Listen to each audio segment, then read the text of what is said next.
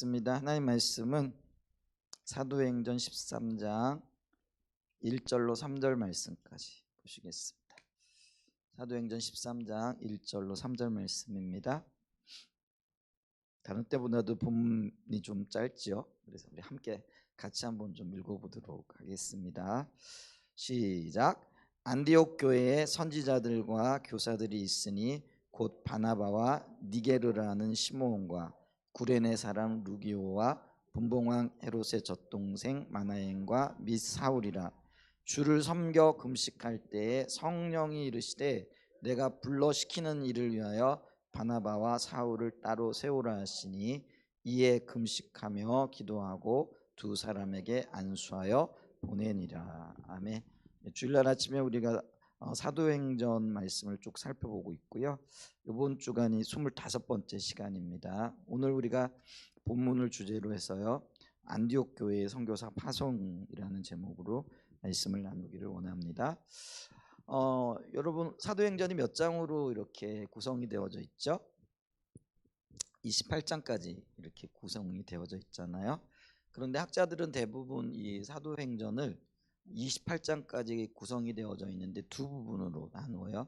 한 부분을 이제 1장부터 12장까지 이렇게 나누는데 이 1장에서 12장까지는요, 교회의 형성과 또 성장, 부흥 뭐 이런 내용들이 들어가 있고요. 특별히 또 예루살렘 교회를 중심으로 복음이 안디옥 교회까지 이르게 되어지는 과정들을 쭉 설명을 해주고 있고요. 그리고 그 중심 인물이 베드로, 뭐 요한, 야고보 뭐 이런 분들이겠죠. 그렇게 소개가 되어져 있습니다. 그 다음에 13장부터 오늘 우리가 읽은 13장 1절부터 28장까지가 이 후반부에 해당되어지는 부분인데, 이제 안디옥 교회에서 이방 세계를 거쳐 로마까지 복음이 확장되어지는 과정을 소개해주고 있어요. 근데 그 출발이 바로 안디옥 교회이고요. 이 바울이 이방인의 사도로서 그 이방 세계의 전도의 중심 인물로 그 역할을 감당하고 있는 것들을 보죠. 근데 우리가 이 복음의 변방 지역이었던 안디옥 교회, 또 어떤 면에서는요, 이방인 중심의 최초 교회가 안디옥 교회잖아요. 그런 관점에서 이 이방인 교회였던 안디옥 교회가 하나님의 선교 계획의 출발 교회가 되어지고 또 중심 교회가 되어질 수 있었다라는 것은 굉장히 놀라운 일일 수가 있겠죠. 예루살렘 교회가 아니고 안디옥 교회가 후반기 사역을 위한 중심 교회로 부름을 받았고 또 하나님께서 그 교회를 사용하고 계시다라는 거죠. 근데 어떻게 해서 그럴까? 혹은 왜, 무엇 때문에 그럴까? 우리는 다 알지 못하죠. 우리가 하나님의 인도 또 하나님의 계획을 다 알 수가 없으니까요. 근데 우리가 나타나 있는 몇몇 어떤 단서들을 이렇게 보면서 하나님이 그래서 이 안디옥 교회를 그 어떤 복음 사역의 후발주자였음에도 불구하고 이방 세계와 특별히 그 세계 복음화를 위한 어떤 초석을 다질 수 있는 교회로 세우지 않았을까 하는 것을 보게 되는데요. 무엇보다도 이 안디옥 교회는요, 잘 준비되어져 있는 교회였다라는 것이죠. 우선 우리가 기억해야 될 것은 하나님은 하나님의 일을 하나님 주도적으로 일하십니다. 이제 그걸 우리가 하나님의 주도권이라 이렇게 이야기를 하는데요. 역사 이래로, 그러니까 창조 이래로 하나님은 단 한 번도 이 주도권을 빼앗기신 적이 없어요. 그리고 내려놓으신 적도 없으시고요. 그래서 여전히 지금도 하나님은 주도권을 잡으시고 하나님의 일을 이루어가고 계시다라는 거죠. 그런데 이 하나님께서 이 하나님을 일에 이루어 가시는 방법 중에 하나가 하나님의 사람들을 부르시고 이 하나님의 사람들에게 하나님의 일을 알리시고 그 일을 하나님의 사람들이 보고 동참하는 거예요. 근데 이걸 가리켜서 우리는 동역자의 삶이라 이렇게 얘기하는 거죠. 그래서 이 하나님의 일은 하나님이 주도하시고 또 그 일을 보고 사람이 동참함으로 이루어지는 거예요. 그래서 어떤 면에서는 신인 동조, 뭐 동역 이렇게 얘기할 수 있겠죠. 근데 그 모든 것들의 주체는 하나님이 되신다라는 거죠. 근데 그럼에도 불구하고 사람의 동역이 없이는 혹은 우리의 협력이 없이는 하나님이 일하시지 아니하신다라는 것이죠. 자, 그랬을 때 이걸 동역자의 삶이라 이렇게 얘기를 하는데, 하나님의 동역자로서 하나님의 일에 신실하게 동역하고 동참함을 통해서 어떤 열매를 맺기 위해서는요, 우리 관점, 그러니까 우리 측면에서 보게 되어지면은 준비가 필요하다라는 거예요. 이 준비가 되어져 있고 준비된 사람들 혹은 준비된 교회를 하나님께서는 동역자로 들어 쓰시고, 그 준비된 교회, 준비된 하나님의 사람들을 통하여 하나님의 일을 이루어 나가야 된다라는 거죠. 그런 관점에서 준비되어지지 않은 동역자 혹은 준비되어지지 않은 교회는요, 하나님의 일에 오히려 방해가 되어질 수 있다라는 거. 조금 더 심하게 얘기하면은요, 회방꾼이 되어질 수 있다라는 거죠. 여러분, 하나님의 교회가 하나님의 일을 진행하는 데 있어서 가장 많이 방해하는 단체가 누구냐면 세상이 아니에요. 교회입니다. 하나님의 사람들이 하나님의 일을 이루어 나가는데 가장 방해가 되는 사람들이 누구냐면은요, 소위 하나님의 사람들이라고 일컬어지는 사람들이라는 거예요. 차라리 세상은요 몰라요. 그러니까 그냥 내버려 둬요. 근데 어설프게 하나님의 계획을 알고 있고 어설프게 하나님의 일에 동역하고 어설프게 하나님의 역사를 이해하고 있는 사람들에 의해 가지고 정말로 하나님의 뜻을 따라 살아가는 사람들이 방해를 받는 거예요. 그리고 그 일이 무산되어지는 거죠. 우리가 그걸 기억하게 되어질 때에 하나님의 일이 준비되어지지 않은 교회와 준비되어지지 않은 하나님의 백성들 때문에 무너질 수 있다라는 거죠. 뒤로 후퇴할 수 있다라는 것들을 기억해야 됩니다. 그래서 교회가 오히려 하나님의 역사의 방해 요소가 되어지기도 하고, 조금 더 심하게 얘기하면 회방꾼이 되어지는 거죠. 여러분, 하나님의 선교 역사를 일으킬 때에 가장 방해가 되었던 사람들이 누구예요? 예를 들면 예루살렘 교회가 하나님의 복음을 증거해 나갈 때 가장 방해가 되었던 사람들이 하나님의 백성들이라고 일컬어지는 유대인들이었다라는 거예요. 마찬가지로 오늘날요, 우리가 이 부분을 좀 심각하게 볼 수 있어야 됩니다. 그래서 준비되어져 있지 않은 교회, 준비되어져 있지 않은 하나님의 사람들은요, 오히려 하나님의 일을 방해하는 단체, 방해하는 그런 역할을 감당할 수밖에 없다라는 것들을 기억해야 됩니다. 그런데 참 귀하게도 이 안디옥 교회는요, 귀한 리더들이 있었어요. 그리고 그 귀한 리더들의 지도 아래 놀라운 성장을 이루어요. 그러니까 그 우리가 벌써 그 11장에 보면 안디옥 교회 주위에 은혜가 함께하고 그 은혜를 토대로 교회가 놀라운 어떤 수적인 부흥과 성장이 있었다라는 것들을 우리가 알죠. 근데 이 안디옥 교회는요, 단순하게 그 수적인 성장만 이룬 게 아니에요. 아주 균형 있는 발전을, 혹은 우리가 내적인 성장이라고 하잖아요. 그런 어떤 신앙의 성장과 성숙까지 이루어 나가는데요. 그걸 우리가 어떻게 알 수 있느냐면은요, 이 안디옥 교회는 후발주자잖아요.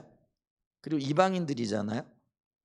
어떤 면에서는 유대인들로부터 어떤 그 방해를 가장 많이 받는 사람들일 수도 있었다라는 거죠.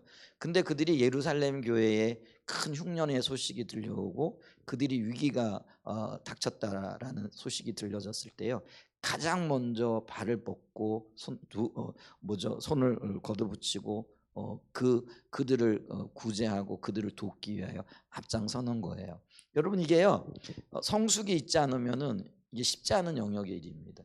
우리 뭐 구제 있잖아요. 그게 쉬운 것 같지만은 어떤 면에서는 구제하는 그 행위조차도 우리가 성장하지 않고 성숙하지 않으면은 자기 중심적으로 하게끔 되어지는 거죠. 그래서 오히려 역효과를 내는 경우들을 볼 수가 있잖아요. 근데 이 안디옥 교회는요, 벌써 형제 교회들을 도울 수 있는 마음이 있었고, 그들을 돕되 대가 없이 그들에게 도움을 줄 수 있는 이제 그런 자리에까지 자라나 있었다라는 거죠. 근데 그게 그들 가운데 아주 귀한 리더들이 여러 명이 있었다라는 것이죠. 그렇기 때문에 이들이 하나님의 선교 계획의 제1선에서 복음 확장을 위한 그런 하나님의 일에 동력할 준비가 되어 있었다라는 것들을 볼 수가 있죠. 자, 그러면서 오늘 우리가 좀 보기를 원하는 건요. 그러면은 다 할 수는 없지만은 이 짤막한 1절과 이 3절의 말씀 가운데에서 그들이 어떤 준비가 되어져 있었는가, 이 부분을 좀 보기를 원한다라는 거예요. 가장 먼저 이 안디옥 교회는요, 성령과 말씀의 조화가 있으므로 하나님의 뜻을 행할 준비가 되어져 있었다라는 거예요.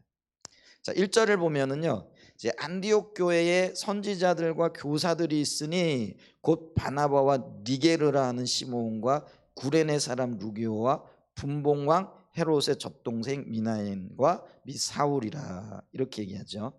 자, 이 안디옥 교회는요, 두 직분자들이 두드러지게 지금 나타나고 있다라는 거죠. 근데 이 두 직분자들이 이 두 직분이라는 거는요, 직분의 성격이 다르다라는 거예요.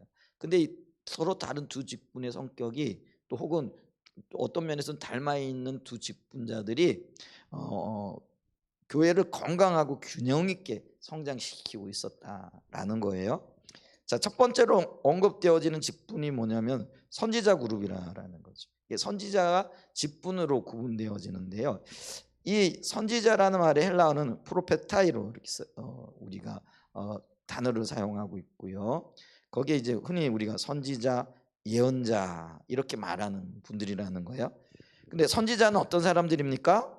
하나님의 말씀을 하나님으로부터 받는 자들이죠. 그리고 그것을 전하는 사람들, 이들을 가리켜서 선지자들이라 이렇게 얘기를 하는데요. 근데 이들이 상징하는 바는 뭐냐면은요, 교회 안에 강력한 성령의 임재와 능력이 함께하고 있었다라는 거예요.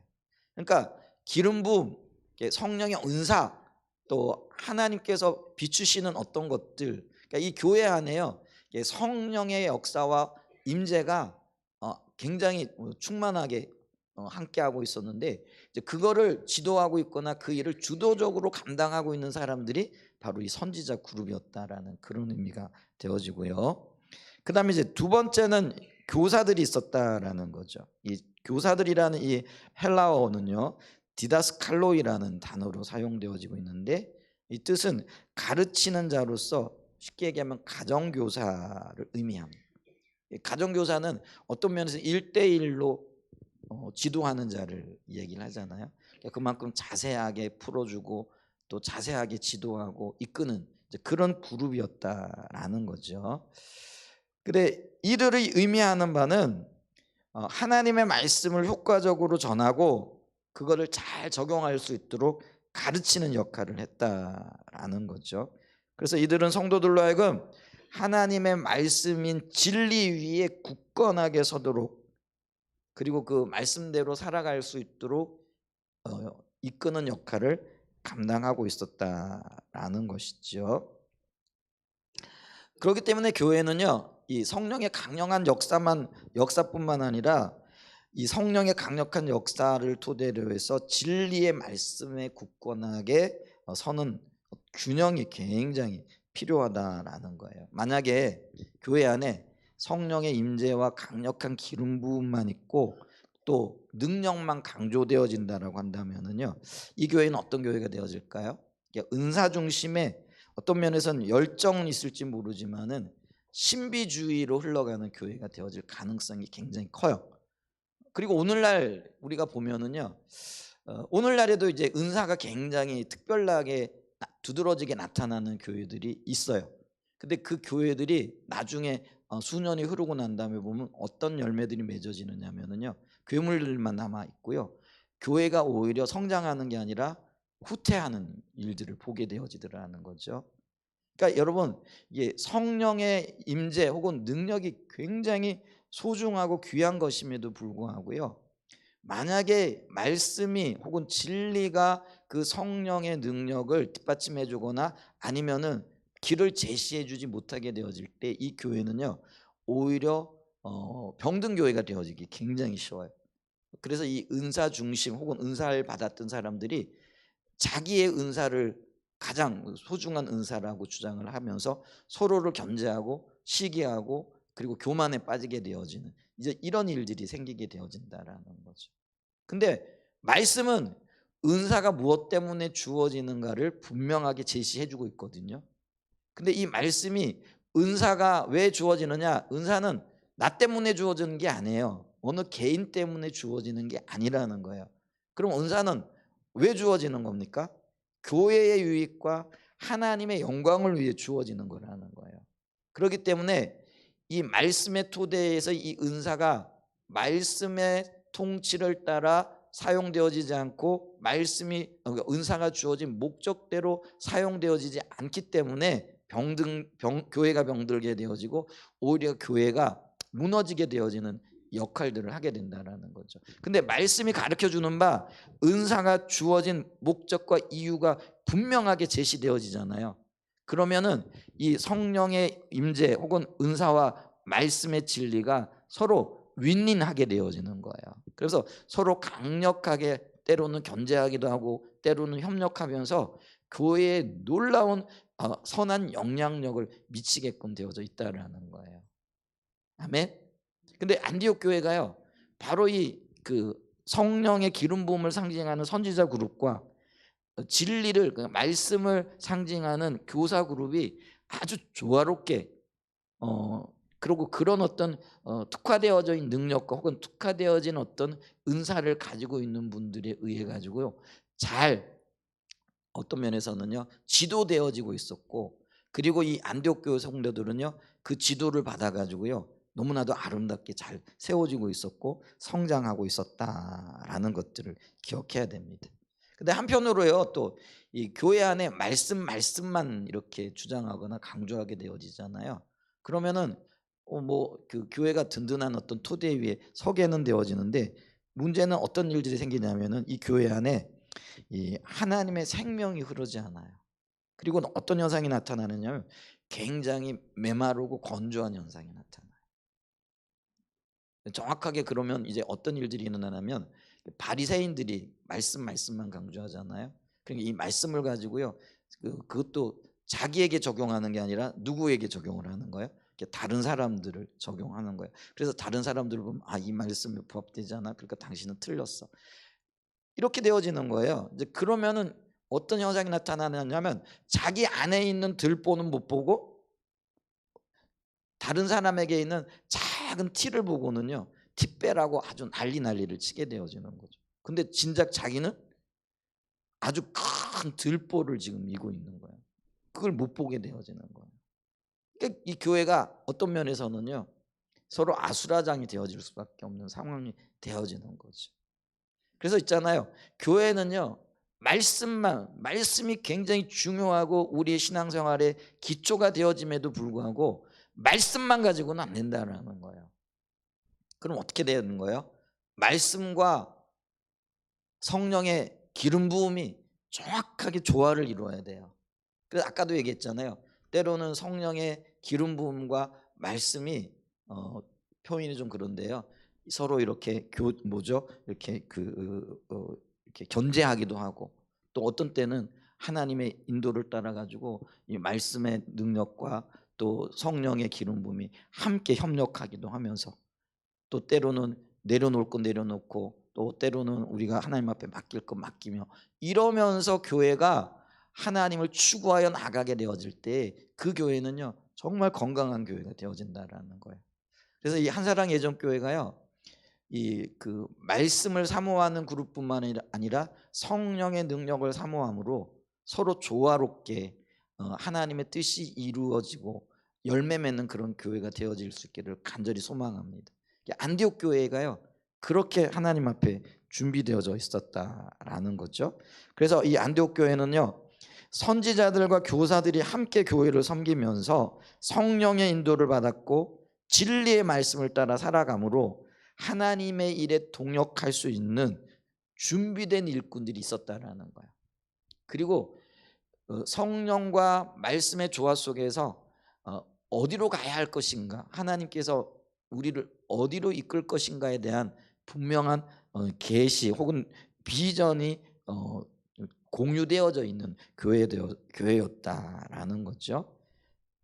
그래서 성령과 말씀의 균형이 있는 조합 가운데 하나님의 일을 함께할 동역자로서 이미 그들이 차근차근히 준비되어져 가고 있었다.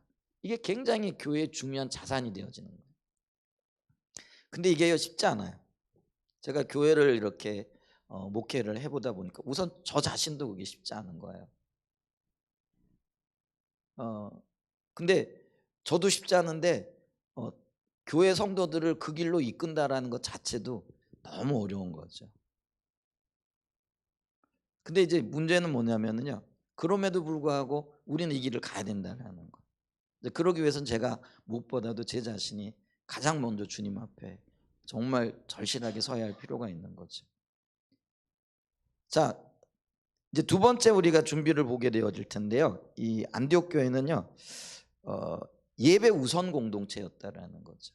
그러니까 예배를 중요하게 여기는 교회가 아니고요, 예배가 가장 우선적인 교회였다라는 거예요.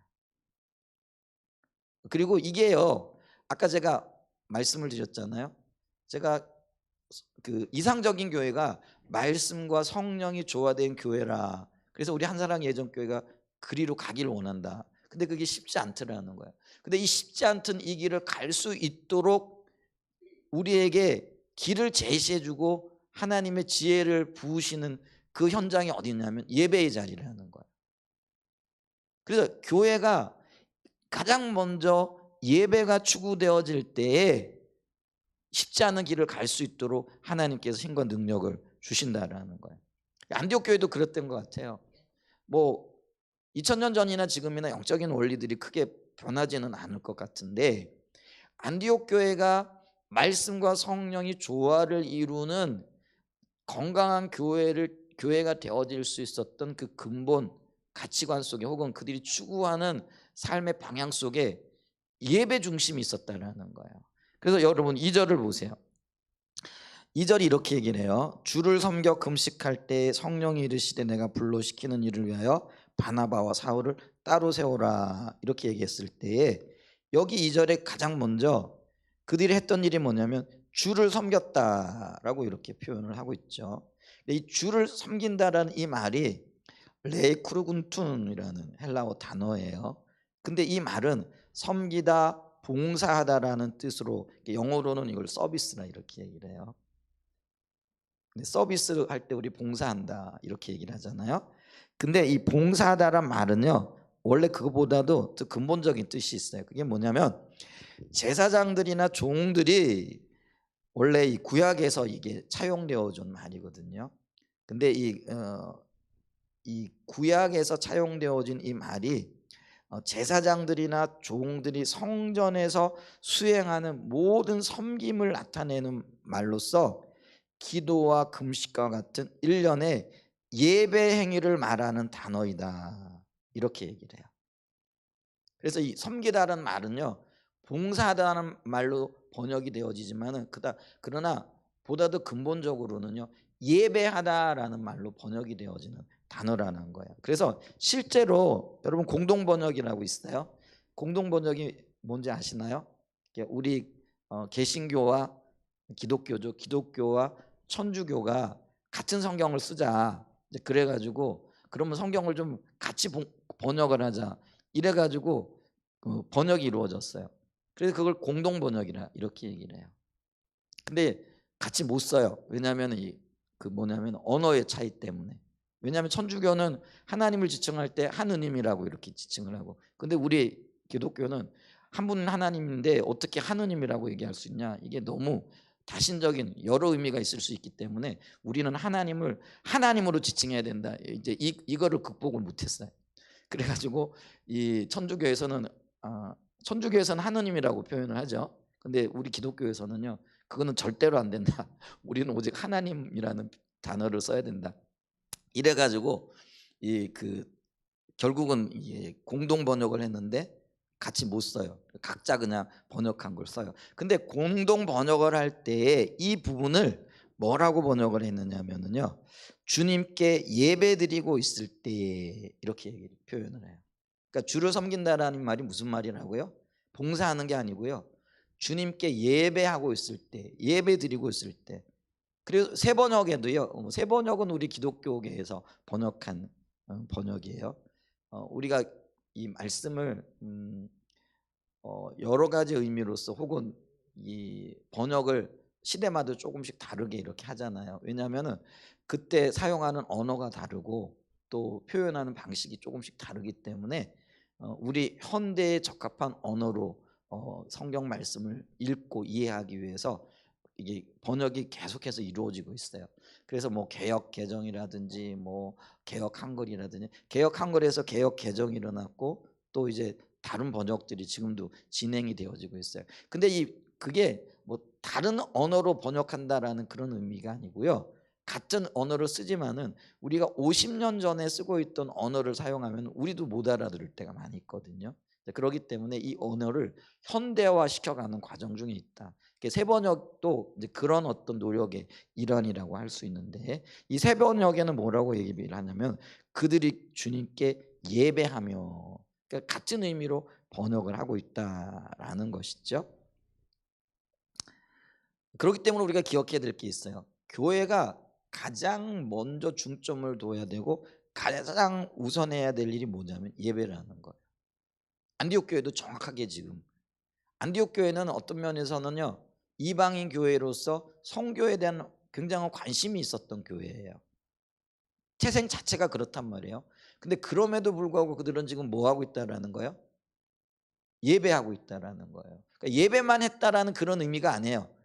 그들의 신앙에 그리고 교회의 그런 어떤 가치관에 가장 먼저가 예배였다라는 거예요. 그러니까 우리가 기억해야 되는데 한사랑 예전교회의 가장 중요한 가치 중에 하나도요 예배 중심적이고 예배 우선적인 교회가 되어져야 된다는 거예요.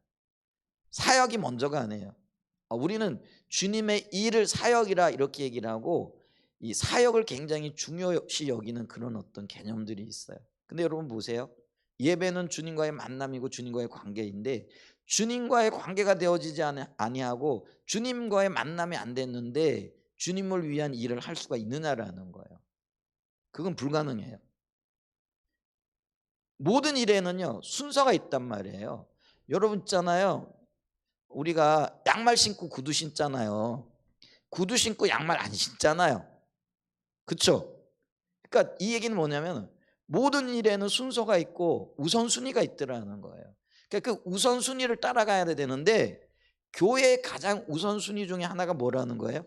예배가 되어져야 된다는 거예요. 그래서 예배를 통하여 주님을 높이고 예배를 통하여 주님을 만나고 예배를 통하여 주님과 교제하게 되면서 하나님의 의중과 의도를 하나님은 우리에게 보여주시는 거예요. 교제를 통해서. 그러면 우리가 그 하나님의 일을 보고 하나님의 일을 듣고 그 하나님의 일이 이루어졌으면 좋겠다라는 그 갈망을 하나님과 함께 꿈꾸게 되어지는 거죠. 그러면서 우리는 하나님의 일을 해 나가는 거예요. 그게 사역이라는 거예요. 근데 하나님과의 만남도 없는데 하나님의 의중과 의도도 모르는데 하나님과 교제하지도 않으면서 먼저 우리는 일부터 가르쳐요. 사역부터 가르친단 말이에요. 교회에서 가장 먼저 하는 게 그거잖아요. 이것 해야 된다 저거 해야 된다 안 해요. 그것이 소중함에도 불구하고 우선적으로 우리는 하나님을 찾고 하나님을 구해야 된다라는 거예요. 여러분 한번 따라서 해보죠. 예배가 먼저다. 사역이 먼저가 아니다. 예배는 하나님을 찾는 행위이고 하나님을 만나는 행위이고 하나님과 교제하는 행위예요. 그리고 이 예배 하나님을 찾고 하나님과 교제하고 하나님을 높이는 이 행위에 있어서 가장 효과적인 게 뭐냐면요 그게 찬양과 경배라는 거예요. 왜냐하면 예배의 두 가지 요소는 뭐냐면요 하나님을 높이는 거예요. 이걸 찬사라 이렇게 얘기를 하는 거예요. 찬사라는 거는 어떤 의미냐면요 칭찬하는 거죠. 쉽게 얘기하면은 그 뭘 칭찬하느냐 하나님이 우리에게 행하신 그 놀라운 일들로 인하여 하나님 앞에 칭찬 드리는 거예요. 감사를 표하는 거예요. 하나님 우리에게 어떤 일들을 해오셨어요? 가장 먼저는 우리를 창조하셨잖아요. 그 다음 우리가 죄인 되었을 때 우리를 구원하셨잖아요. 그 다음에 죄인 된 우리를 구원하셨을 뿐만 아니라 하나님이 지금도 우리를 인도하고 계시잖아요. 보살피고 계시잖아요. 그러니까 주님이 우리에게 행하신 그 모든 일들이 우리의 찬사거리가 되어지는 거예요. 그러니까 우리는 마음껏 하나님을 높여야 돼요. 아, 주님 훌륭하십니다. 주님이 그 아름다운 사랑으로 우리에게 이런 놀라운 역사들을 행하고 계십니다. 또 하나는 뭐냐면요, 예배의 또 한 요소는 뭐냐면은 하나님 그분을 기뻐하는 거예요. 여러분, 하나님 기뻐한다라는 건요, 그분의 존재 자체로 기뻐하는 거예요. 이게 좀 설명이 될 수 있을까 모르겠는데, 예를 들면 자녀들이 부모를 존경하고 기뻐하는데, 부모가 우리에게 돈을 많이 줘서 혹은 유산을 많이 물려줘서 아니면 내가 원하는 어떤 많은 것들을 물려줬기 때문에 그 부모를 존경하고 사랑하고 기뻐하나요? 그러면 그건 조건이 달린 거잖아요. 그러면 정말 진정한 그런 부모 사랑, 부모를 존경하는 건요, 부모님이기 때문에 나는 그 부모님을 사랑하고 존중하고 또 그 부모님께 내가 할 수 있는 모든 예의를 갖추는 거예요. 아멘? 이게 가정의 달이잖아요. 여러분 보세요. 부모님이 내게 뭘 해줬기 때문에 그건 조건이 걸린 거예요. 우리는요, 부모님이 내게 생명 주셨다라는, 하나님의 통로로 내게 생명 주셨다라는 그 이유 하나만으로도 부모를 존경하고 사랑하고 부모님을 기뻐해야 되는 거예요. 아멘? 그게 바른 거예요. 마찬가지로요, 우리는 하나님의 존재 자체로 그분을 기뻐하고 그분께 존경과 그분께 우리의 사랑을 드리는 거예요. 아멘? 그래서 우리는요, 하나님 그분을 기뻐하는 거예요. 하나님이 우리에게 뭘 해주셨기 때문이 아니라, 하나님이 우리에게 뭘 해주셨기 때문에 감사하는 거는요, 그거는요, 어떤 면에서는요, 낮은 단계의 감사하다, 이렇게 표현할 수 있어요. 진정한 감사는 뭐예요? 주님이 나의 주되심과 하나님의 존재 자체가 내게 큰 기쁨이 되어지는 거예요. 사실은 그 모든 것들의 근원 되시는 하나님이시잖아요. 그리고 우리가 하나님으로부터 나왔잖아요. 나의 존재 자체가 하나님 존재 때문이라는 거죠. 그 사실 자체로 우리는 기뻐하고 그 사실 자체로 인하여 하나님 앞에 영광 돌린다라는 것들을 기억해야 됩니다. 그러니까 우리는 예배해야 돼요. 그래서 이렇게 예배한다라는 건 다른 말로 얘기하면 하나님을 찾는다, 하나님을 구한다, 하나님과 교제한다라는 그런 의미가 있다라는 거죠. 자, 그럼 우리가 누가 하나님을 찾느냐라는 거예요. 누가 하나님을 갈망하느냐라고 얘기했을 때, 다른 말로 얘기하면 누가 하나님을 예배하는 자인가라고 얘기했을 때요, 자기의 연약함을 보는 자라는 거예요. 그러니까 자기 속에 아무런 선함이 없고 소망도 없고 내일을 꿈꿀 수 없는, 여러분 우리 모두가 사실은 그런 자들이잖아요. 우리 중에 누가 내일을 기약할 수 있고 내일을 볼 사람들이 있겠어요? 그거 확신할 수 있으세요? 아무도 그럴 사람이 없다라는 거예요. 그러니까 우리는요, 내 안에 어떤 희망도 소망도 없는 자들이에요. 그러니까 우리는 하나님을 찾아야 된다라는 거죠. 그러니까 하나님을 찾는 자들, 주님께 예배하는 예배자들로 나오는 자들은요, 자신의 무능과 자신의 무기력함과 자신의 연약함을 아는 자들이고요, 그 아는 것의 표현이 주님, 나를 불쌍히 여겨주세요. 그래서 주님이 필요합니다. 나는 주님을 찾지 않을 수가 없습니다. 이렇게 고백하며 나오는 거, 이게 예배자들이라는 거죠. 그래서 하나님의 도움이 간절히 필요한 자들이 주님 앞에 예배하는 거예요. 여러분, 다윗의 예를 좀 들어볼까요? 이 다윗은 시골 동네에 8 형제들 중에 막내였잖아요. 물론 딸들도 여럿 있었던 것 같긴 해요. 근데 죄송해요, 이게 성경에는 여자들의 어떤 지위나 위치들에 대해서 그렇게 중요하게 여기질 않거든요. 근데 그 문화적인 어떤 것들이기 때문에 그래서 여자들을 잘 언급이 안 되어져 있어요. 근데 이제 8명의 아들 중에, 근데 옛날에 그렇잖아요. 자녀가 많으면은 먹고 살기도 바쁜데 오히려 이게 부담스러워지는 게 되어지는, 어느 정도 이렇게 가게 되어지는. 그래서 이제 어떤 면에서는 장자 우선권이라든지 또 혹은 장자들을 소중히 여기는 문화들이, 이게 아시아 문화권이잖아요. 여러분, 이스라엘도 아시아 문화권이죠. 이제 그런 걸 우리가 기억을 해야 되는데, 그런 그 시골에서 8번째 아들로 태어나니까요, 이 존재감이 없는 거예요. 그러니까 가장 허드렛 일로 여겨지고 있는, 농경 사회에서 이 목축은요 굉장히 천대받는 그런 일이었어요. 그러니까 이제 이 막내 아들을 목축, 이렇게 양을 돌보는 자리로 그냥 너 양이나 돌보라. 그리고는 이제 이 아들 존재 자체로 때로는 아버지가 잊어버리고 있죠. 여러분, 그걸 우리가 어떻게 알 수가 있어요?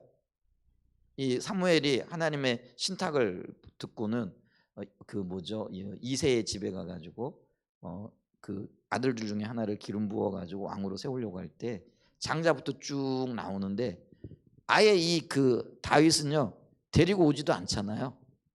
그러니까 아버지가 얘는 아주 한쪽 곁으로 제쳐 놓은 거예요. 존재 자체도 좀 잊어버렸을 수도 있는 거죠. 근데 다 지나가도 하나님이 그 허락하신 자를 못 만나는 거죠. 그러니까 이제 사무엘이 얘기를 하잖아요. 아들이 더 없어요? 하고 물어봤더니 그제서야 이새가 우리 막내가 있긴 있는데 지금 저기 저기 양떼를 돌보고 있어요. 그럼 빨리 데리고 오라. 근데 그가 왕자였던 것을 보죠. 하나님 기뻐했던 사람인 것을 보잖아요. 근데 여러분 보세요. 이 목동 다윗은요 자기의 처지를 누구보다도 잘 알고 있었어요. 그리고 하나님 부르셔서 그를 왕으로 이렇게 이끄셨지만은 자기에게는 어떤 선함도 없고 약속은 있는데 성취는 없고, 그렇기 때문에 그는요 절실하게 하나님을 찾아야 할 필요가 있었어요. 그래서 다윗은 구구절절히 주님을 찾아 나오는 거예요. 주님을 찾고 구하고 그러는 가운데 하나님께서 그에게 은혜를 베푸시고 그를 왕으로 세우시고 하나님께서 놀라운 영광을 그에게 주시는 것을 이렇게 보죠. 그러니까 있잖아요. 간절함이 있는 자들이 주님을 찾게끔 되어져 있어요. 다윗이 그렇게 주님을 찾았어요. 그랬더니 주님께서 그 다윗으로 하여금 그 나라에서뿐만 아니라 이방 세계에 이르기까지 존귀함을 얻는 자로 세우시잖아요. 근데 문제는 뭐냐면 다윗이 이제 모든 것을 가지게 되어졌어요. 이젠 자신의 연약함을 잊어버리잖아요. 그러니까 어떤 현상이 나타나요? 배부른 자는 주님을 안 찾잖아요. 다윗이 마땅히 주님을 찾아야 할 그때에도 주님을 안 찾는 거예요. 한가하게 낮잠 자면서 여흥을 즐기고 주흥을 즐기고 있는 거예요. 그랬더니 어떤 현상들이 나타나요? 하나님을 안 찾고 범죄의 길로 가게 되죠.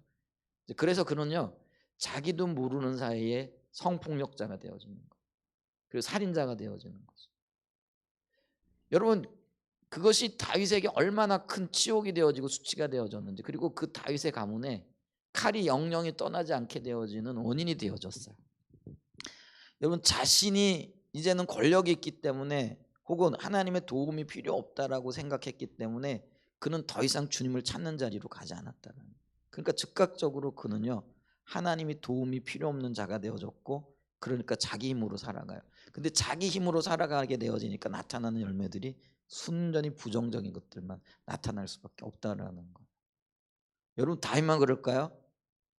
내 안에 어떤 선함도 없기 때문에 절박하게 주님을 찾고 구하지 않으면은요 그 주님을 찾지 않고 구하지 않다라는 거는 내 힘으로 살아갈 수 있다라는 거고, 어떤 면에는 내 안에 있는 그 조그만 가능성들을 붙잡고 그걸 어떤 면 그것 때문에 교만함에 빠지고 영적인 안일함에 빠지게 되어지면서 주님을 안 찾는 거예요. 근데 찾는 자와 안 찾는 자의 열매는요 극명하게 달라질 수밖에 없다라는 것들을 인식할 수 있는 은혜가 있기를 축복합니다. 아멘. 그래서 우리는요 주님이 없이는 단 한순간도 살아갈 수 없습니다. 주님이 너무나도 절실히 필요합니다. 이런 자세가 필요해요. 그런 자들이 주님을 찾게 돼 있어요. 그게 진정한 예배자의 기본적인 자세라는 거죠. 이 안디옥 교회는요 무엇보다도 먼저 하나님을 찾는 예배 공동체였어요. 왜냐하면 그들은요 하나님을 안 찾을래 안 찾을 수밖에 없었던 게 그들은 이방인이었잖아요. 이방인 중심의 교회였는데 그러다 보니까 그들은요 부족한 것 투성인 거죠. 예루살렘 교회하고는 좀 달라요. 예루살렘 교회는 전통적으로 그들이 유대인이었기 때문에 가장 먼저는 그들은 복음을 가지고 있었고요, 말씀에 대한 이해가 있었다라는 거죠. 근데 이 이방인들이었던 이 안디옥 교회는요 대부분이 안디옥 교회 교인들인데 구원은 받았는데 말씀에 대한 이해도 없고 약속도 없고 어떻게 해야 될지를 모르는 거예요. 그러니까 그들은요 절실하게 하나님이 필요했고 지도자들이 필요했고 그 지도자들의 도움이 필요했던 거죠. 그래서 그들은요 지도자들이 가르치는 대로 살았어요. 여러분 있잖아요. 내가 알고 있다라고 생각을 하면은 리더들이 가르치는 거 들려요, 안 들려요? 내가 더 잘하는데 그게 안 들리잖아요. 그렇잖아요. 여러분 그 리더들이 가르치면 안 들리면은요 나는 지금 이렇게 생각하시면 거의 100% 맞을 거예요. 너보다 나아요. 당신보다 나아요. 이런 생각이 있기 때문에 그래요. 근데 그게 얼마나 큰 교만인지 여러분 아셔야 됩니다. 아멘. 우리가 인간관계를 하는 가장 기본적인 자세 중에 하나가 뭐냐면 당신이 나보다 10,000배는 낫습니다. 이런 의식이 있어야 된다라는 거. 그리고 당신이 바로 주님이십니다. 당신 안에 주님이 계시잖아요. 성령이 계시기 때문에요. 그러니까 우리가 그 사람을 대할 때 주께 대하듯 해야 된다라는 거. 주를 보듯 해야 된다라는 거. 그리고 당신이 나보다 낫습니다. 이 의식을 가지고 있어야만이 우리가 바른 관계 가운데에서 또 바른 교제를 할 수 있고 서로 성장할 수 있다라는 거죠. 그러니까 이 안디옥 교회는요 예루살렘 교회와 비교해 봤을 때 모두가 부족한 것밖에 안 보이는 거예요. 그러니까 그들은요 주님을 간절히 찾을 수밖에 없는 거예요. 그러니까 어떤 일을 할 때도요 먼저 예배하는 자리로 나가는 거예요. 그러니까 주를 섬기는 자리로 나갈 수밖에 없는 거예요. 그러니까 주를 섬긴다라는 말이 가장 앞서는 거예요. 그러니까 주를 섬기는 것도 금식하는 것도 구제하는 것도 다 주의 일이지만 근데 가장 우선적으로 그들이 뭘 했다라는 거예요? 주를 섬기는 것, 예배하는 일에 앞장섰다라는 거예요. 여러분 우리 교회 참 일 많아요. 해야 될 일도 있고요. 성경 공부도 해야 되고 또 구제도 해야 되고 또 때로는 전도도 해야 되고 뭐 때로는 뭐 여러 가지 해야 돼요. 근데 우리 교회의 가장 우선적인 우선순위는요. 예배예요. 그래서 여러분들 보세요. 전도하기 전에도요. 예배부터 하시고 우리가 성경 공부하기 전에도요. 먼저 주님을 높이시고 어떤 일을 하기 전에도 먼저 모여 예배하고 이렇게 시작을 해야 되는 거예요. 그게 하나 둘씩 양보되어지잖아요. 그럼 어느 순간에 없어져 버려요. 그걸 보겠더라. 그래서 이 우선적인 순위에 있어서 또 중요한 것들은 반드시 수행해 가면서 할 수 있는 저와 여러분들이 되시기를 예수님의 이름으로 간절히 축복하고 축원드립니다. 아멘. 그 다음에 어떤 사람들이 또 주님을 찾느냐 예배하는 자이냐 결국 주님 사랑하는 자들이 주님을 찾아요. 그러면서 주님을 찾을 뿐만 아니라 주님 사랑하기 때문에 금식도 하고요. 여기 보니까 주를 섬겨 금식했다 이렇게 얘기를 하잖아요. 금식하는 거는 음식 안 먹는 거잖아요. 근데 금식할 때마다 제가 느끼는 건데요. 참 쉽지 않은 거죠. 그러니까 금식 들어가는 그 순간부터요. 우리 평상시에 한 끼 먹고 뭐 다음 끼 먹을 때까지 별로 안 먹잖아요. 근데 금식할 때는 내가 금식한다는 그 순간부터 배고파요. 여러분 많은 경험하시죠? 그게 쉽지 않은 일이라는 거예요. 그런데 그 금식하는 이유가 뭐냐?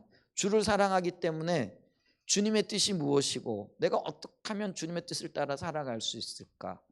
자기를 조정하면서 그렇게 주님 앞에 자기 자신을 내려놓는 연습인 거라는 거. 그걸 하는 거라는 거예요. 근데 이 안디옥 교회는요. 그 일을 해가는 거예요. 예배하며 금식하며 이 금식한다라는 건 예배의 또 다른 행위면서 주님을 찾는다라는 주님의 의도와 의중을 구하여 나갔다라는 거예요. 과연 한 사랑의 예정교회를 향하신 하나님의 인도하심이 어디에 있는가? 이게 선명하게 보여지지 않으면은 때로는 우리가 예배하는 가운데 금식하며 주님 앞에 머물러야 한다라는 것들을 기억할 수 있기 바랍니다. 근데 그렇게 하는 사람들이 누구냐? 결국은 주님을 사랑하는 사람들이라는 거죠. 우리는 주님을 사랑하기 때문에 주님의 뜻대로 살고자 하는 열망이 있습니다. 아멘. 그렇기 때문에 우리는 주님을 찾아야 되고 때로는 금식해야 됩니다. 결국 주님 찾는 자들은 주님을 사랑하는 자들이기 때문에 그랬다라는 거죠. 이 안디옥 교회는요. 어떤 면에서는요. 그때 당시에 세계의 변두리였잖아요. 그러니까 예루살렘 교회에서 볼 때는 저 변방에 있는 지역이잖아요. 그리고 그들이 스스로 생각할 때도요. 복음의 변방에 있는 변두리에 있는 그래서 어떤 교회 이름이 예전에요. 제가 아는 분이 교회 이름을 변두리라고 지었어요. 왜 변두리냐? 이런 의미로 지은 거예요. 그런 배고픔을 가지고 주님의 뜻을 이루고. 근데 의도는 좋았는데 사람들이 맨날 변두리 이러다 보니까 진짜 변두리 교회가 되는가 보다 해가지고 나중에 교회 이름을 바꾸시더라고요. 근데 여러분 보세요. 안디옥 교회는요, 복음의 볼모지일 뿐만 아니라 그들의 처지와 형편, 그들의 위치를 너무나도 잘 알고 있었다는 거죠. 그러니까 예루살렘 교회에 비견했을 때 그들이 이 복음의 한 켠에 저쪽 구석에 있는 변두리로서, 변두리 어떤 면에서는 이방인들이잖아요. 이방인들로서 자신들을 구원하신 하나님의 은혜를 너무나 소중하게 여기는 거죠. 그걸 귀중하게 여기는 거예요. 여러분, 나를 찾아오신 하나님의 은혜, 하나님의 그 구원의 역사 소중하게 여겨지고 있느냐라는 거예요.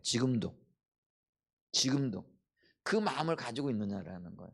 우리가 예수 처음 믿고 구원을 받았을 때 그 감격과 기쁨이 너무나 컸잖아요. 근데 어느 켠에 그 모든 것들이 마치 안개처럼 사라지고 구원의 감격도 기쁨도 그 주님을 찾는 어떤 배고픔도 없는 그 자리에 있지 않느냐라는 거. 여러분, 이거 병든 거예요. 정확하게 내가 그런 모습이 단 하나라도 보여진다라면은 나는 지금 심각하게 병든 자라는 것을 기억하시길 바랍니다. 그리고 그 병든 자라는 인식이 하나님이 지금 나를 찾고 계시다라는 거예요. 그게 복이에요. 아멘. 그런 인식들이 보여지고 깨달아지고 비춰지는 그런 은혜가 있기를 축복합니다. 그게 안디옥 교회는 보여졌다라는 거. 그랬더니 그들은 주를 섬기면서요, 금식하는 거예요. 왜냐하면 그들은 주님을 사랑하는 자들이었기 때문에, 사랑하는 공동체였기 때문에 그렇다라는 거죠. 이렇게 주님을 사랑함으로 주님을 찾기 시작하면은요, 반드시 성령께서 일하시기 시작하십니다. 그리고 하나님의 의중과 의도를 그들 가운데 드러내신다라는 거죠. 그래서 2절 중반절 우리가 아까 읽었지만 이렇게 얘기잖아요. 내가 불러 시키는 일을 위하여. 내가 불러 시키는 그 일이 뭐예요? 주의 일이라는 거죠. 그 일을 위하여 바나바와 사울을 어떻게 하라고요? 따로 세워라. 이 얘기는 뭐냐면요, 구별하고 그 바나바와 사울을 그 일을 위한 중심 인물로 임명하신다라는 그런 의미가 있어요. 이 말의 단어들의 어떤 의미 가운데 이렇게 보게 되면요, 다시 말하면요, 안디옥 교회가 주를 사랑하는 마음으로 예배하며 금식하여 주의 뜻을 구하여 나가니까 하나님은 하나님의 계획을 안디옥 교회에 그대로 드러내시고 보이시고 인도하고 계신다라는 거예요. 아멘. 우리가 주의 길을 찾을 때, 주님의 인도를 구할 때 하나님은 반드시 우리에게 주님의 일을 보이실 겁니다. 보일 때까지 찾고, 안 보인다 이게 아니고요, 보이실 때까지 찾을 수 있는 그런 은혜가 있기를 예수님의 이름으로 간절히 축복하고 축원드립니다. 자, 그래서 안디옥 교회는 예배 중심적인 교회로서 주의 일을 볼 혹은 그 일을 들을 준비가 되어져 있었다라는 거예요. 자, 세 번째입니다. 안디옥 교회는요, 성령의 인도하심에 바로 순종하는 할 수 있는 준비가 되어져 있는 교회였다라는 거죠. 자, 안디옥 교회의 큰 장점 중 하나가 뭐냐면요, 아까 그 선지자들과 교사들, 그러니까 성령의 능력과 진리가 조화를 이루고 있는 교회라 이렇게 얘기를 했잖아요. 그렇기 때문에 그들은요, 성령의 인도하심에 민감했을 뿐만 아니라 그것을 분별하고 즉시 순종할 수 있는 그런 시스템이 갖춰져 있었다. 이게 굉장히 중요해요. 교회가 그런 공통의 인식을 가지고 있는 거예요. 그래서 나도 그런 의식이 있고 목회자도 그런 의식이 있고 여러분들도 그런 의식이 있는 거예요. 만약에 목회자만 그런 의식이 있고 성도들이 그런 의식이 없고, 혹은 성도들만 그런 의식이 있고 목회자가 그런 의식이 없다, 그럼 어떤 일이 일어날까요? 굉장히 큰 혼란이 일어나는 거예요. 그러니까 이런 시스템이 교회 전체에 공유되어져야 된다는 거예요. 그런 인식이 있어야 된다는 거예요. 주님이 말씀하신다, 그럼 우리는 어떤 대가를 치르고라도 우리는 이 일에 동참한다. 이 기본적인 개념이 교회 모든 성도들에게 공유되어져야 된다는 거예요. 아멘. 근데 안디옥 교회는요, 그런 공유가 있었다라는 거예요. 큰 장점이라고 이렇게 얘기할 수 있다라는 거예요. 3절에 이렇게 얘기를 합니다. 이에 금식하며 기도하고 두 사람에게 안수하여 보내니라 이렇게 하죠. 이해라고 번역되어져 있는 우리 말의 헬라어는요 토테라는 단어예요. 근데 이 토테라는 단어는요 우리의 어떤 번역과는 조금 다른 의미예요. 그게 뭐냐면은 바로 그때라는 그런 의미가 있어요. 그리고 이해라는 말이 뭐라고요? 바로 그때인데 그럼 바로 그때라는 뭐예요? 성령님이 주의 일을 위하여 바나바와 사울을 따로 세워 보내라 말씀하실 바로 그때라는 그런 의미가 되어진다라는 거예요. 그래서 그들은요 즉각적으로 하나님의 인도에 순종했다는 의미예요. 그러면서 그들은 세 가지를 행했어요. 자, 하나님 앞에 순종할 때 세 가지를 행했는데 그게 뭐예요? 금식하고 기도하고 안수하였다 이렇게 얘기를 하는 거죠. 금식하고 기도는요 어떤 행위인지 잘 아시죠? 단순하게 이 뭐 밥을 굶었다라는 의미가 아니고요. 하나님의 뜻이 이루어질 뿐만 아니라 그 뜻 가운데 하나님의 은혜와 긍휼을 베풀어 주시기를 간절하게 구했다라는 그런 의미예요. 그리고 이런 금식의 더 폭넓은 의미가 기도죠. 그래서 이 금식하고 기도는요 종종 같이 가는 단어라는 거예요. 근데 이게 같이 쓰여지고 있다라는 건 그만큼 간절히, 그러니까 금식이 간절함의 표현이잖아요. 간절히 그들의 은혜를 구하고 주님의 뜻이 이루어지기를 기도했다라는 그런 의미가 되는 거죠. 순종하되 그들은 간절함을 가지고 이 일을 순종했다라는 그런 의미가 되겠죠. 그 다음에 이제 안수하여라는 문자적인 말은요. 안수하여라는 말의 문자적인 의미는 손을 그들 위에 놓은 후라는 의미예요. 우리 안수가 뭐예요? 손을 머리에 얹는다든지 사람의 몸에 올리는 그런 행위를 얘기하죠. 자, 그러면 선교사로 이들을 파송하니까 이 말이 선교사 임직을 위한 의식적인 행위인가? 근데 그런 의미가 아니라는 거예요. 이 안수하여라는 말은요 안디옥 교회 성도들과 두 사람이 바나바와 사울 사이의 교제와 더불어 하나님께서 그들을 부르셨고 그들이 행하는 일에 하나님의 복이 함께하기를 바라는 기도행위라 이렇게 지금 본다는 거예요. 우리는 근데 선교사 파송한다 그러면은 의식적인 의미가 굉장히 강하잖아요. 그래서 선교사로 파송하는 의식을 행하고 의식을 행하면 마치 그게 어떤 의미에서 자격을 취득한 것 같은 그런 착각을 하고 있다라는 거예요. 여러분 우리가 의식이 중요하지만 의식보다 중요한 것은 실질적인 내용이라는 거죠. 정말 하나님이 그들을 보내셨고 그들을 보내실 뿐만 아니라 그들과의 관계 속에서 우리 교회가 그들을 보내면서 끝까지 이들을 책임지고 동고동락할 것인가 그게 교제고요. 그런 의미가 있어야 되는 거예요. 오늘날 많은 분들이요 마치 이거를 의식적으로 이해를 해가지고 선교사 파송식 하고 난 다음에 바로 그달부터 후원을 끊어버리는 교회들도 있더라고요. 그리고 교회가 어렵다고요 파송시켜 놓고는요 그냥 후원을 끊어버려요. 전쟁터에 사람 보내놓고 여러분 그거 물자를 공급해 주지 않으면은 그분은 어떻게 하라는 거예요? 그 병사 어떻게 하라는 거예요? 여러분 그렇게 돼서는 안 된다라는 거죠. 교회가 존재하는 한 교회가 선교사를 파송하고 하나님의 인도를 따라서 그를 보냈어요. 그러면은요 책임져야죠. 교회가 문을 닫는 한까지는.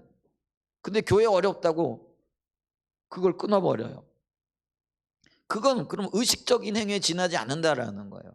교회는 모든 행위들이 주님의 인도를 따라 하기 때문에요 책임감이 있는 거예요. 근데 그 책임감의 뒤에 누가 있는 거예요? 결국은 하나님이 계신 거예요. 그러니까 우리는 하나님을 신뢰하여 나가는 자들이에요. 교회가 힘들 때도 있고요 부유할 때도 있어요. 근데 부유할 때 그 책임과 의무를 하는 건 어렵지 않아요. 근데 때로는 하나님께서 우리를 달아보시기도 하시잖아요. 우리 교회도요 수년의 시간들을 보내면서 어떨 때는 정말 힘들고 어려운 때도 있었고요 어떨 때는 넉넉하고 넘칠 때도 있었어요.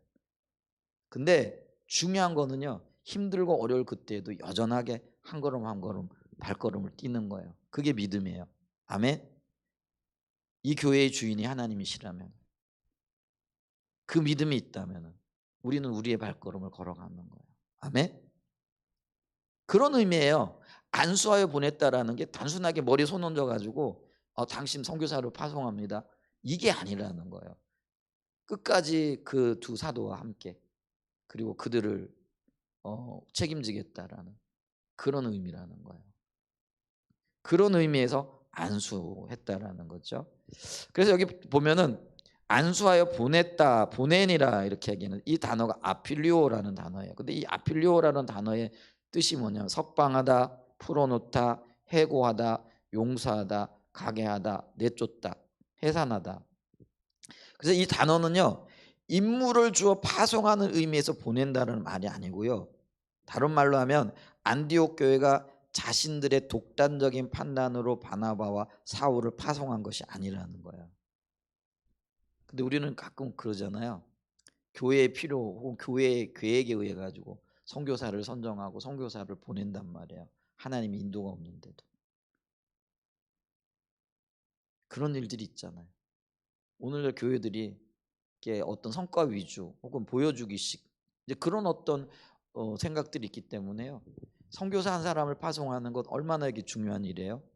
그렇기 때문에 우리는 이 일에요 철저하게 성령의 인도를 받아야 돼요.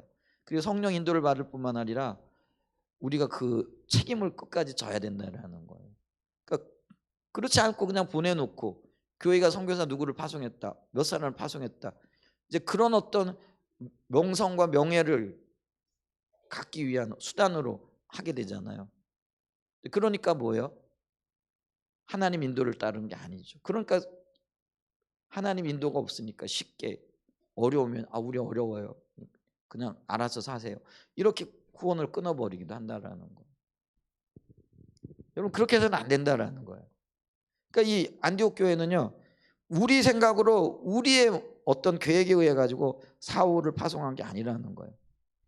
그래서 하나님의 명령을 따라 붙들거나 구속하지 않고 자유롭게 바나바와 이 사울을 떠나보냈다라는 거예요. 그렇게 순종했다라는. 그래서 이게요 보내는다라는 말이요 우리가 계획해서 보냈다 이게 아니라요 하나님의 의도를 따라 풀어놨다라는 거예요. 근데 이게 쉬운 일이었냐라는 거예요. 쉽지 않아요. 왜냐하면은요 이 안디옥 교회가 바나바와 사울을 보내라는 이 말씀이 그들의 입장에서는 쉽지 않은 일이라는 거예요. 왜냐하면 그들이요 지금 교회 성장의 핵심적인 역할을 감당하는 두 지도자였다라는 거예요. 여러분 교회를 옮기는 가장 큰 이유가 뭐예요? 여러분들 우리가 뭐 여러분들 교회를 안 옮기시니까 잘 모르시겠는데 교회를 옮기는 분들의 많은 이유 중에 하나가 뭐냐 결국은 지도자 문제잖아요. 그렇죠? 뭐 다른 이유도 물론 있을 수 있어요. 근데 뭐 결국은 따져 보면은 뭐 지도자들 때문에 옮기잖아요. 그러니까 교회 성장이나 교회가 건강하게 세워지는데 가장 핵심적인 역할을 감당하는 분들이 지도자들인데 이 바나바와 사울이 지금 안디옥 교회의 핵심적인 리더들이었단 말이에요. 근데 그 리더들을 떠나보낸다? 이게 쉽지 않아요. 또 하나 생각할 수 있는데 그게 뭐냐면은 여러분 우리가 교회 지도자들로 인하여 한 사람의 그 영적인 성장이 일어나기도 하고 혹은 그날 정체되기도 한다라는 거예요. 그랬을 때 여러분은 정말 귀한 리더들과 교제를 하고 싶으세요? 아니면은 뭐 표현이 좀 그런데 그런 어떤 그렇고 그런 어떤 리더들과 관계를 하고 싶으세요? 이건 뭐냐면은요. 교회의 공동체의 일이기도 하지만 개인적인 영역에 있어서도요. 우리 그런 욕심 있잖아요. 결국은 우리가 교회를 찾아 헤매는 이유 중에 뭐냐면 내가 좀 성장하고 싶다라는 거예요. 내 영적인 욕구를 채워주는 교회를 만나고 싶다라는 거 아니에요. 그죠? 그게 어떤 그런 욕구들이 안디옥 교회 성도들이라고 해서 없었겠느냐라는 거예요. 그들은 좋은 리더 밑에서 좋은 지도자 밑에서 자신의 영적인 성장과 성숙을 갈망했을 거예요. 그리고 그런 기쁨을 이들을 통해서 누리고 있었다라는 거죠. 근데 어느 날 주님이 이들을 보내라. 그럼 우리는 어떻게? 나는 어떻게? 나는 도대체 영적으로 이제 어떻게 되는 거야? 이런 생각을 할 수밖에 없었다라는 거예요. 그런데 그럼에도 불구하고 그들이 이 하나님의 말씀에 순종할 수 있었다는 것은요. 그들이 준비되어져 있었기 때문에 그리고 이게 하나님의 명령이고 하나님의 명령은 나의 유익이 앞선다라는 분명한 그런 어떤 기준이 서 있었기 때문에 그렇다는 거예요. 여러분 자신의 영적인 성장이 우선입니까? 아니면 하나님의 명령이 우선입니까? 그러면 많은 분들이요 하나님의 명령이나 우선이라는데 실질적으로 행동하는 거는요 자신의 영적인 유익을 성장을 위해서 행동합니다. 그게 우리의 삶의 모습이죠. 영적인 유익이 없다 그러면 언제든지 우리는요 뒤돌아설 준비가 돼 있잖아요. 근데 하나님의 말씀이고 하나님의 명령이라면은요 우리는 영적인 유익을 내려놔야 돼요. 그게 성경이 말하는 바예요. 그리고 그게 진정한 성장이에요. 그리고 스스로 성장하고 스스로 성숙할 수 있는 단계로 들어가는 길이기도 해요. 아멘. 여러분 작은 것들에 얽매여 가지고요 주님의 일을 거스르지 않는 그런 은혜가 있기를 축복합니다. 여러분 하나님의 명령은 순종의 대상이지요 고민의 대상이 아니라는 거. 근데 이 의식이 있어야 돼요. 말씀하시면은요 내가 어떤 대가를 치르더라도 내게 어떤 손해가 있더라도 나는 그 말씀을 따라야 돼요. 그리고 그것이 내게 결국엔 유익이 되어지는 것을 경험하게 될 거라는 거죠. 아멘. 여러분 중간지대가 없어요. 순종하든지 아니면 불순종하든지 둘 중에 하나라는 거예요. 순종을 택할 수 있는 은혜가 있기를 예수님의 이름으로 축복합니다. 그리고 그리고 한사랑 예전교회가 하나님이 말씀하시는 거다라고 보여지는 것이 있으면은 망설이지 않는 은혜가 있었으면 좋겠어요. 여러분들도 그랬으면 좋겠어요. 그렇게 기꺼이 우리가 어떤 대가를 치르고라도 나갈 수 있는 은혜가 있기를 축복합니다. 자, 이렇게 순종했더니 이제 다음에 살펴보겠지만은 4절에 보면은 그들의 안디옥 교회가 그리고 안디옥 교회가 보낸 바나바와 바울이 성령의 보내심을 받았다라고 이렇게 얘기하고 있는 것을 보죠. 4절에 보세요. 두 사람이 성령의 보내심을 받고 실루기아에 내려가 거기서 배 타고 구브로에 가서 자 형식적으로는 이 두 사람이 지금 안디옥 교회에 파송을 받았잖아요.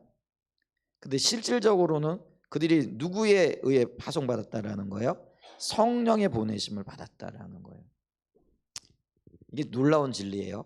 우리가 하나님의 말씀에 순종할 때 그 일은 내 일이 아니라 하나님의 일이 되어지는 거예요.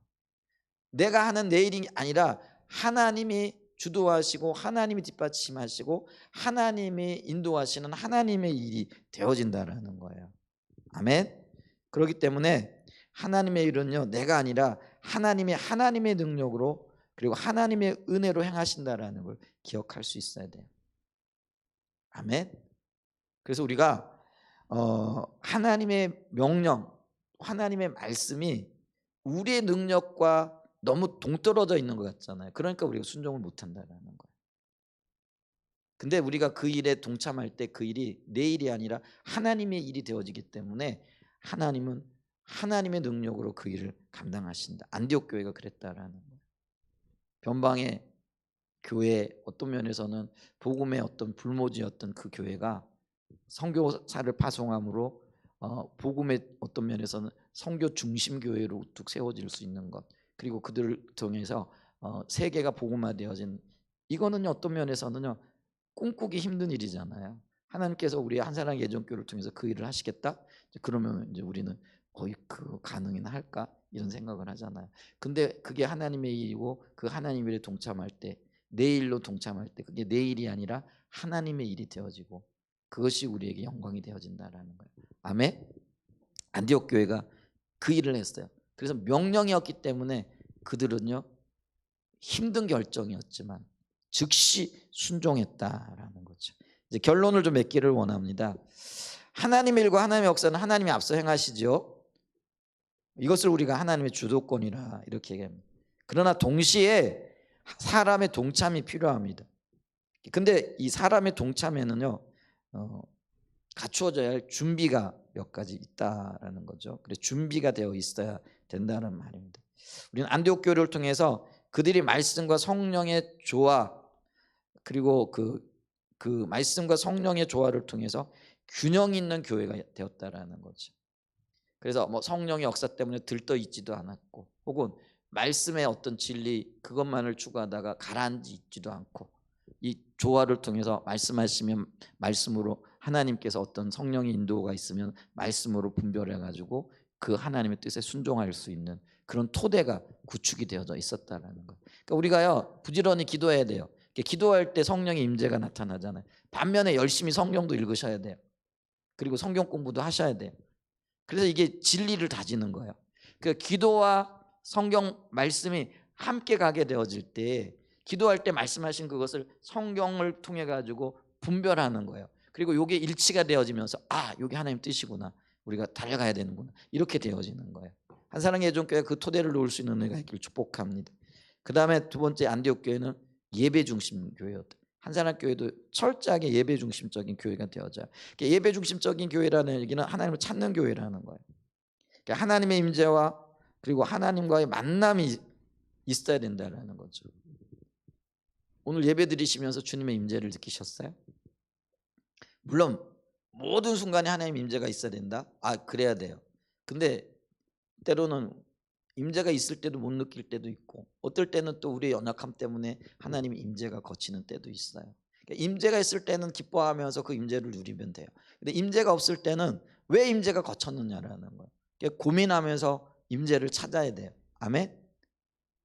그래서 주님과의 만남 속에서 우리가 하나님의 인도 가운데 하나님의 통치 가운데 주님과 동행하는 삶을 살 수 있어야 돼요. 여러분, 그래서 건강한 교회가 되어져야 되고 무엇보다도 예배 중심적인 교회가 되어져야 돼요. 여러분, 우리가 다 알고 있지만 교회가 연합했을 때 가장 부딪혔던 문제가 예배 때문이었잖아요. 그러니까 예배에 대한 이해가 다른 거예요. 그러니까 우리는 정말로 예배가 우리의 신앙의 가장 큰 중심이었기 때문에 다른 모든 것들을 포기하고라도 예배는 우리가 드려야 된다. 바른 예배를 드려야 된다. 근데 그게 찬양과 경배로 나타나는 거잖아요. 그렇게 우리가 가고 있잖아요. 그래서 이게요, 근데 이게 형식적으로 흘러볼 수도 있다라는 거예요. 어떤 면에서 그렇게 지켜왔는데, 그렇게 우리가 예배를 소중히 여기며 교회의 가장 기본적인 가치관으로 우리가 여기며 따라왔는데, 자유롭게 예배 드릴 수 있고, 그런데 이 예배가 형식주의로 흐른다라든지 예배 가운데 어떤 면에서 주님을 찾고 추구하고 만나고자 하는 열망과 열정이 없다면 여러분, 그게 뭐예요? 그러니까 모든 예배 가운데 온 마음으로 주님을 찾고 주님의 임재가 없이는 안 된다는 그런 절박함으로 설 수 있는 그런 예배 중심적인 한사랑 예전교회가 되어지기를 갈망해 봅니다. 그 다음에 하나님 말씀하시면은요 즉각적으로 순종하는 교회가 되어져야 된다는 거죠. 안디옥 교회는 그랬어요. 바로 그때 가장 소중했던 바나바와 바울 두 사람을, 그 두 지도자들을 기꺼이 내놓는 거예요. 근데 그게 쉬운 일이 아니라 그랬잖아요.